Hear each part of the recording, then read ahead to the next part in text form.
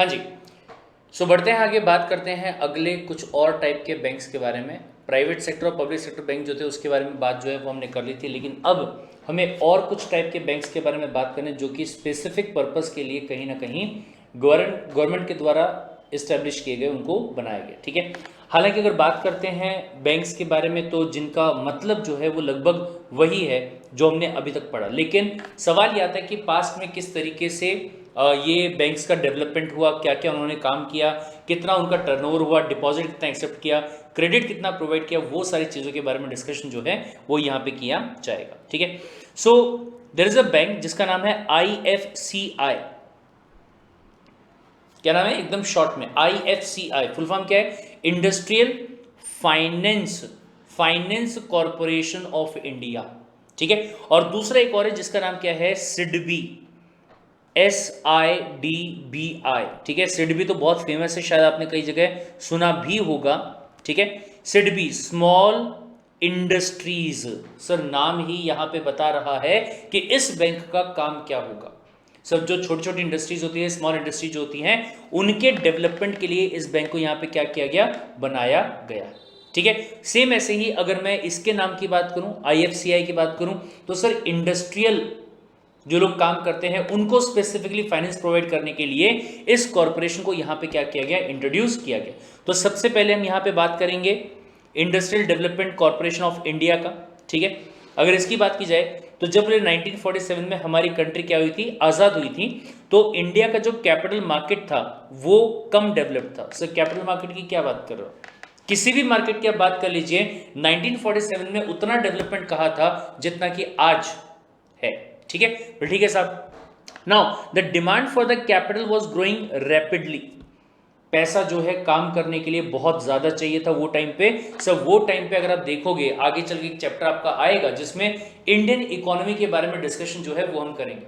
अब मैं आपको बता दूं यहीं पे ही कि आगे चल के हम ये पढ़ने वाले हैं कि इंडिया का जो आपका मार्केट है, इंडिया की जो इकोनॉमी है, इसमें रिवोल्यूशंस अलग अलग टाइम पे लेके आए गए। एक 1948 के अंदर आया था, दूसरा 55-56 के अंदर आया था, फिर 1991 के अंदर आया था। ठीक है। तो अलग अलग टाइम पर रिफॉर्म्स को लेके आया गया, जिसमें यह समझ में आया कि जब ब्रिटिश लोगों ने हमारी कंट्री को छोड़ के गए थे तो उस टाइम पे हमारी पूरी कंट्री को उन्होंने निचोड़ लिया था। क्या किया था उन्होंने हमारी कंट्री से जो पूरा रॉ मटेरियल है उसको इंडिया से बाहर लेके चले गए। कहां लेके गए? ब्रिटेन में लेके गए, और वहां ले जाके उन्होंने उसी रॉ मटेरियल को फिनिश गुड्स में क्या किया? कन्वर्ट किया। मतलब क्या हुआ? मतलब ये हुआ कि हमारी कंट्री में उनके टाइम पे, इंग्लैंड के टाइम पे, मतलब ब्रिटिश लोग जो हमारी कंट्री में थे उस टाइम पे, हमारी कंट्री में रॉ मटेरियल को फिनिश गुड्स में बनाने का जो काम है वो नहीं हुआ करता था। दैट मीन्स कि हमारी कंट्री में मशीनें, इक्विपमेंट, ये सारी चीजों की कहीं ना कहीं क्या थी? कमी थी। ठीक है। जब कंट्री आजाद हो गई तो अब हमारी ही कंट्री के अंदर हमें रॉ मटेरियल को क्या करना है? फिनिश गुड्स में कन्वर्ट करना है। उसके लिए क्या लगेगा? कैपिटल लगेगा, कैपिटल मशीन्स लगेंगी, इक्विपमेंट्स लगेंगे, ये सारी चीजों की रिक्वायरमेंट जो है वो हमें रहेगी। राइट? ठीक है साहब। Now, however, there was a dearth of the providers of capital. The commercial banks that existed were not equipped well enough to provide for the long-term capital need in any significant manner. मतलब वो time पे जो bank वगैरह होते थे वो हमें पैसा लंबे टाइम पीरियड के लिए नहीं दे सकते थे। अब ऐसा कॉमन सेंस की बात है कि अगर कोई भी रॉ मटेरियल को फिनिश गुड्स में कन्वर्ट कर रहे हैं, उसके लिए जो मशीनें आपको लगेंगी वो करोड़ ऑफ रुपीस की आती। ठीक है। अब ये करोड़ ऑफ रुपीस अगर वापस करना है तो उसके लिए ये तो नहीं हो सकता कि सर 2 साल के बाद में वापस कर देंगे, 3 साल के बाद में वापस कर देंगे। सर यही वाला पैसा 10 से 20 साल के लिए कम से कम वहां पे लगता था। ठीक है।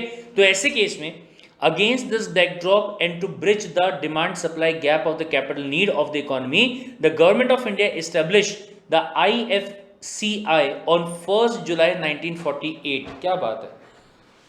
मतलब 15 अगस्त 1947 को कंट्री आजाद हुई, उसके लगभग 1 साल के अंदर, मतलब 1 साल खत्म होने में कुछ ही दिन बाकी थे। ठीक है। उसमें 1948 की 1 जुलाई को बैंक को क्या किया गया? इस्टेब्लिश किया गया, एक अलग से एक्ट बना के जिसका नाम क्या दिया गया? IFCI act 1948।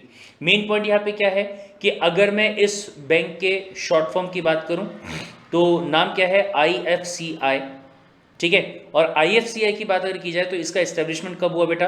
एस्टेब्लिशमेंट हुआ 1 जुलाई 1948 को, और एक्ट बनाया गया जिसका नाम क्या था? आईएफसीआई एक्ट, जो कि कब का था? 1948 का ही था।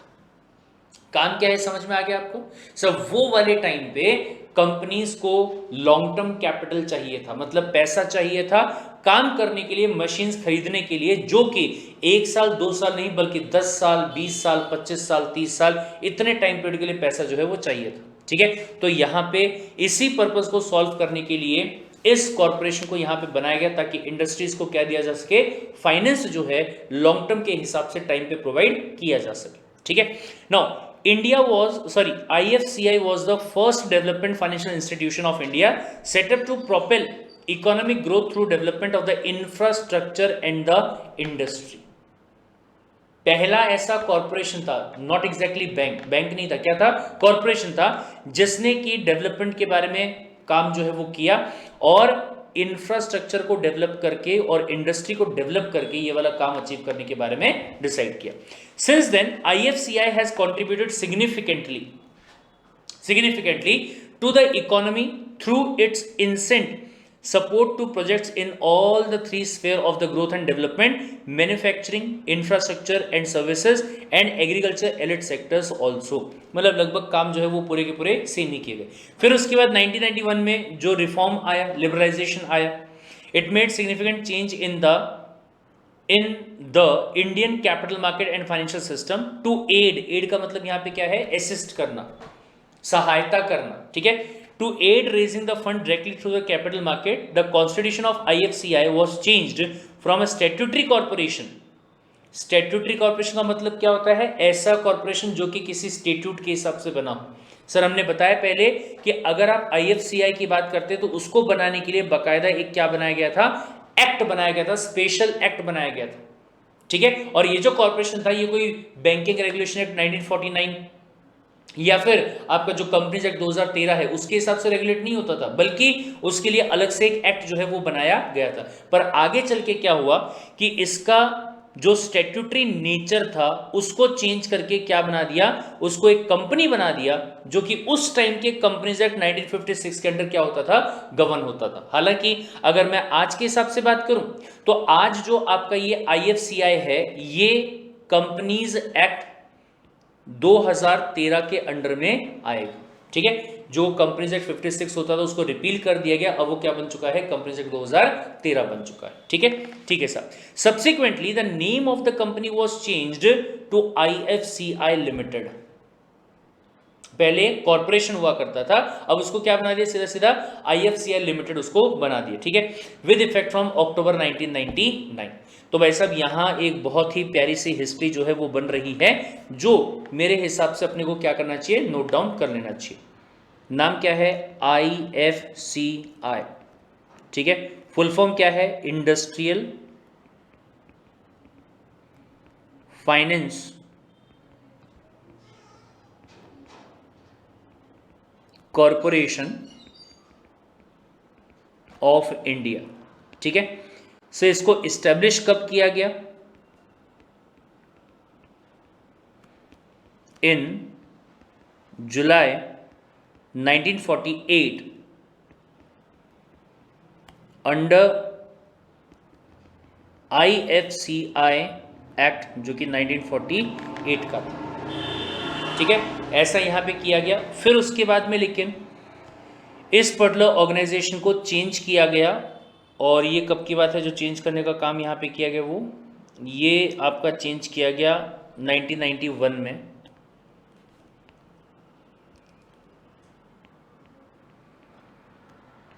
After economic reforms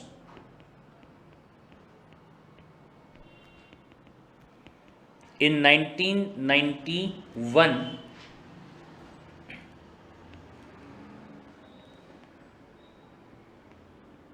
from statutory corporation. ठीक है, अब ये स्टैट्यूटरी का मतलब समझ में आया क्या? स्टैट्यूट का मतलब क्या होता है बेटा? कानून। ऐसा कॉर्पोरेशन जो कानून के हिसाब से बनाया गया होता है उसे आप कहते हैं क्या? Statutory corporation. ठीक है, तो इसको स्टैट्यूटरी कॉर्पोरेशन से क्या किया? From statutory corporation it converted into normal company which is now governed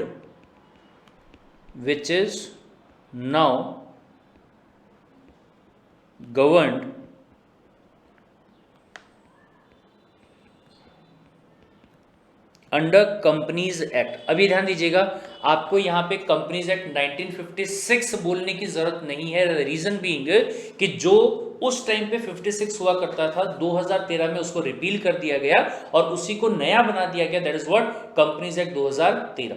ठीक है, तो आप ना ही तो 56 लिखो और ना ही 2013 लिखो, सीधा क्या कर दो, सब लोग कंपनीज एक्ट के हिसाब से उसको क्या करते हैं, गवर्न करते हैं। ठीक है, और फिर उसके बाद में इंपॉर्टेंट बात कि उसका नाम जो है वो चेंज कर दिया गया। नाम क्या किया गया, यहां पे सिंपली चेंज कर दिया गया टू IFCI लिमिटेड। ठीक है, डन। नोट डाउन कर लीजिए इतने को, या फिर अगर चाहें तो बाद में एक साथ भी कर सकते हैं। तो अपन आगे बढ़ते हैं। ये कब से किया, अक्टूबर 1999 में किया। WEF का मतलब क्या होता है, विद इफेक्ट फ्रॉम। ठीक है, कब से, अक्टूबर 1999 से। ठीक है साहब, बढ़ते हैं आगे। Since the Inception of 70 year back, IFCI has witnessed and sustained all the business economic cycle. 70 साल पुरानी कंपनी हो चुकी है, तो भाई साहब ये सब चीजें जो उसने झेली है, अप्स एंड डाउन्स वगैरह जो है सब कुछ उसने देखा है। Now it has been able to maintain the financial sustainability with consistent support and cooperation of all its stake holders and particularly the government of India. मतलब इस कंपनी से जुड़े हुए जितने भी लोग हैं, सब लोगों ने अच्छे तरीके से कंपनी को सपोर्ट किया, कंपनी के साथ बने रहे। गवर्नमेंट का भी काफी इसमें क्या रहा, सपोर्ट रहा, जिसकी वजह से भले ही क्राइसिस आए थे 2008 में, ये जितने भी उतार चढ़ाव आए थे, सारे उतार चढ़ावों को ध्यान में रखते हुए, उसको झेलते हुए अपने आप को स्ट्रांगली क्या रखा, खड़े रखा। ठीक है, now in addition to its core competence in the long term lending, मतलब इसका मेन काम क्या था, लॉन्ग टर्म लेंडिंग प्रोवाइड करना। कोर कॉम्पिटेंस किसमें था, लॉन्ग टर्म लेंडिंग करने में, to industrial and infrastructure sector. ये बात भी एक नोट करने वाली हो जाती है, क्यों बनाया गया था। इसका जो कोर कॉम्पिटेंसी था,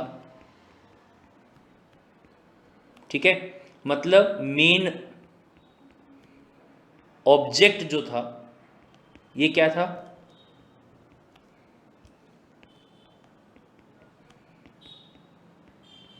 to provide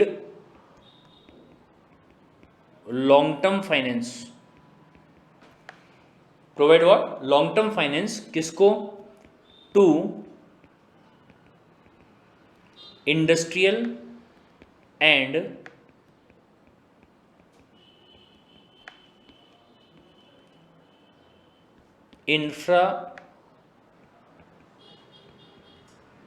infrastructure companies. Got it, इनको लॉन्ग टर्म फाइनेंस जो है वो प्रोवाइड करने का काम ये करती। ठीक है साहब, फिर क्या हुआ, IFCI is also enhancing its organization value through optimizing the value of core and the non-core assets and the investment। मतलब जो मेन उसका बिजनेस है उसमें भी काम कर रही है, उसके अलावा नॉन कोर वाली जो अदर एक्टिविटीज है उसमें भी काम करना इसने शुरू कर दिया। Over the years IFCI played a pivotal role in establishment of various institutes। क्या बात है, including some of its subsidiary and associates. मतलब अलग अलग इंस्टीट्यूट्स को यहाँ पे बनाया गया और उसके लिए इसका काफी इंपॉर्टेंट रोल जो है रहा है। मतलब और भी कंपनीज को बनाया गया जो कि IFCI की क्या है, सब्सिडरी कंपनी है और या फिर वो एसोसिएट कंपनी। सब फॉर एग्जांपल कौन सी है, SHCIL, that is the stock holding corporation of India limited, या फिर नेशनल स्टॉक एक्सचेंज लिमिटेड जो स्टॉक एक्सचेंज आपका है, राइट। फिर उसके बाद में LIC हाउसिंग फाइनेंस लिमिटेड, पूरा नाम LIC नहीं है, क्या है, LIC हाउसिंग फाइनेंस लिमिटेड, इसको बनाया गया। Tourism finance corporation of India limited को बनाया गया। फिर उसके बाद में मैनेजमेंट डेवलपमेंट इंस्टीट्यूट को बनाया गया, ICRA लिमिटेड को बनाया गया, अमंग मैनी अदर्स। तो ऐसे काफी सारे जो हैं उनको यहाँ पे क्या किया गया, इंट्रोड्यूस किया गया। इनके ऊपर क्वेश्चन आने का सवाल पैदा नहीं होता है, ठीक है, डन। लेकिन हाँ, ये सवाल आ सकता है कि IFCI जो है वो कौन सी चीजों में काम करता था, प्रोडक्ट उसका क्या था, ठीक है। तो सबसे पहली बात, अगर मैं मेन की बात करूं, कोर की बात करूं, वो क्या था, लॉन्ग टर्म के लिए फाइनेंस को प्रोवाइड करना। वही देखिए यहाँ पे लिखा हुआ भी है, सबसे पहला इसका क्या था, लोन प्रोडक्ट। लोन देने का काम जो है वो यहाँ पे किया जाता था। इसमें मेरे हिसाब से कोई भी इंपॉर्टेंट पॉइंट नहीं है जो अलग से पढ़ना पड़े, ये सारी की सारी बातें जो है वो अपन पहले ही डिस्कस कर चुके, ठीक है। अब इसमें अगर बात करें तो project finance, corporate finance, structured finance, spreading across the industry, services and the agro based sectors, उनको प्रोवाइड किया जाता था। अब इसमें से बोले अगर आप बात करते हैं प्रोजेक्ट फाइनेंस के बारे में, ठीक है, ध्यान से सुनिएगा।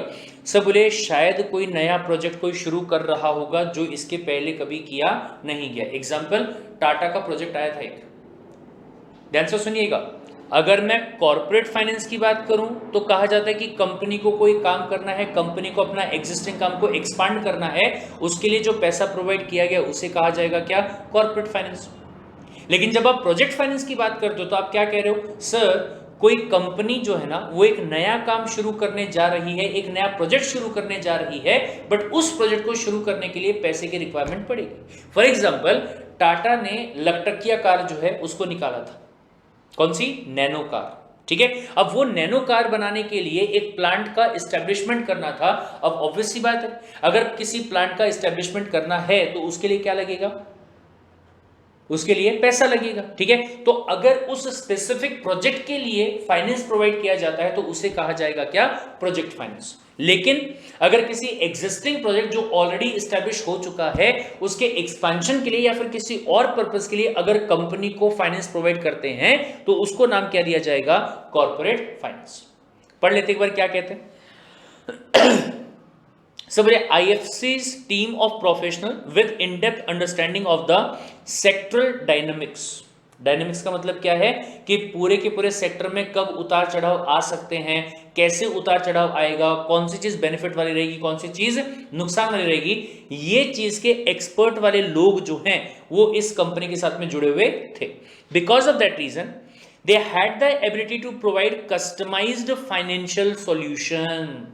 तुम ये प्रोजेक्ट को शुरू करो, हम तुमको पैसा प्रोवाइड करेंगे, वो कस्टमाइज करके फाइनेंशियल सॉल्यूशन जो है वो दे सकते थे, ठीक है। To meet the growing and the diversified requirement for the different level of the projects, may be greenfield project होगा, ब्राउनफील्ड प्रोजेक्ट होगा, and modernisation of the existing project in the infrastructure and manufacturing sectors, ठीक है। Apart from that the various sectors जो कि इसमें आते कौन से हैं, renewable energy, power, telecommunication, road, oil and gas, port, airport, basic metal, chemical, pharmaceutical, कोई भी लिख देना चलता है, कोई दिक्कत नहीं, बट पॉइंट क्या है, नया प्रोजेक्ट, ठीक है, डन। फिर उसके बाद कॉर्पोरेट फाइनेंस की बात अगर करेंगे तो this company caters to varied needs, अलग अलग नीड, वेरीड का मतलब क्या होता है, अलग होना, डिफरेंट, ठीक है, needs of the diverse set of the customers ranging across small, mid and the large corporates। लगभग सेम ही काम हो गया भाई साहब, ठीक है। IFC offer financial solution in the areas of the corporate finance through balance sheet funding.